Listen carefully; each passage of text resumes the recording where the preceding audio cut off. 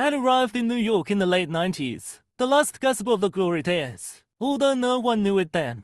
New York was packed with writers, real writers, because there were magazines, real magazines, loads of them. This was back when the internet was still some exotic pet kept in the corner of the publishing world. Throw some kibble at it, watch it dance on its little leash. Oh, quite cute. It definitely won't kill us in the night. Think about it, a time when newly graduated college kids could come to New York and get paid to write. We had no clue that we were embarking on careers that would vanish within a decade. I had a job for 11 years and then I didn't. It was that fast. All around the country, magazines began shuttering, succumbing to a sudden infection brought on by the busted economy.